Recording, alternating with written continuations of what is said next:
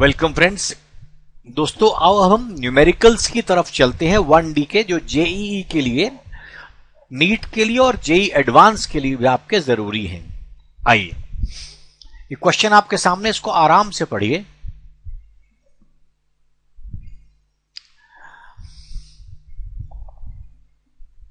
देखो, हमको बताया है कि एक ड्राइवर है जिसका एक डेफिनेट रिएक्शन टाइम है। वो अपनी कार को स्टॉप करता है 30 मीटर के डिस्टेंस पर रेड सिग्नल से, जब उसकी स्पीड 72 किलोमीटर पर आवर है, और अगर 36 किलोमीटर पर आवर उसकी स्पीड है तो 10 मीटर पे अपने आप को रोक लेता है। फाइंड द डिस्टेंस, आपने वो डिस्टेंस निकालना है जब वो रुक जाएगा जबकि उसकी स्पीड 54 किलोमीटर पर आवर हो। Assume that his reaction time and deceleration of the car remains same in all the three cases. देखिए, डिसेलरेशन तो सेम ही आप कई बार निकाल चुके हैं ऐसे क्वेश्चन को, लेकिन इसमें एक शब्द दिया है जिसका नाम है रिएक्शन टाइम। आइए समझिए रिएक्शन टाइम क्या है। रेड लाइट देखने के बाद जितनी देर उसको ब्रेक लगाने में लगी, उसके ब्रेन ने उसके पैरों तक जाने में सिग्नल जितना समय लगा, उसका नाम रिएक्शन टाइम होता है। इसलिए ये सिंपल क्वेश्चन जो आप पहले करते रहे वो नहीं है। इसमें क्या है, उतनी देर तक पहले वो बॉडी चलेगी, पहले वो कार उसी स्पीड पर चलेगी कुछ समय तक, और वो टाइम तीनों केसेस में बराबर है। अभी तक हमने जो क्वेश्चंस किए हैं उसमें रिएक्शन टाइम 0 लिया जाता था। आइए, लेकिन अब हम रिएक्शन टाइम लेंगे। अब हमने करना क्या है, आइए पहले डिस्कस कर दूंगा एक बार आपके साथ, फिर क्वेश्चन सॉल्व कर दूंगा। हमारे पास रिएक्शन टाइम जितना भी है वो तीनों में सेम है। इसका मतलब सबसे पहले तो हम कन्वर्ट करेंगे आपको किलोमीटर पर आवर को मीटर पर सेकंड में, और उसके बाद किलोमीटर को कन्वर्ट करने के बाद जितनी देर रिएक्शन टाइम है उतनी देर तक 72 किलोमीटर पर आवर मतलब 20 मीटर पर सेकेंड उसका हो जाएगा।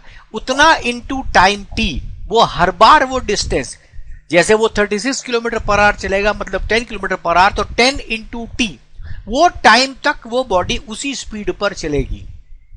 और उसके बाद ब्रेक लगी तो ब्रेक लगना प्लस उसी स्पीड पर चलना, इन दोनों का सब मिला करके पहले केस में 30 मीटर डिस्टेंस है, दूसरे केस में 10 मीटर डिस्टेंस है। आइए इसको हम यूज करेंगे। सबसे पहले हमारे पास, मैंने आपको बताया, कन्वर्जन कर दिया हमने तीनों का। उसके बाद टाइम हमने सेम लेना है।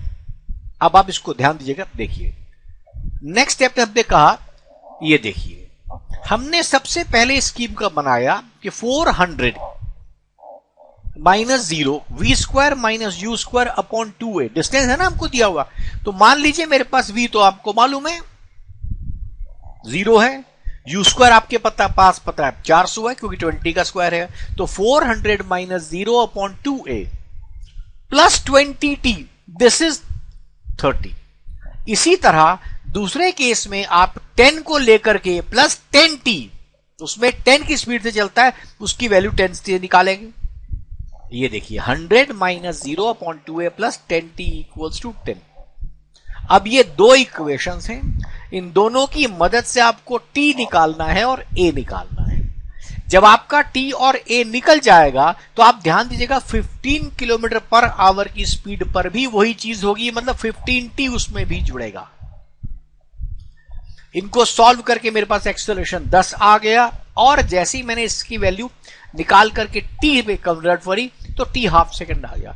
इसका मतलब 15 की स्पीड, थर्ड केस की बात कर रहा हूं मैं, 15 की स्पीड और हाफ सेकंड माने 7.5 मीटर वो पहले चलेगा।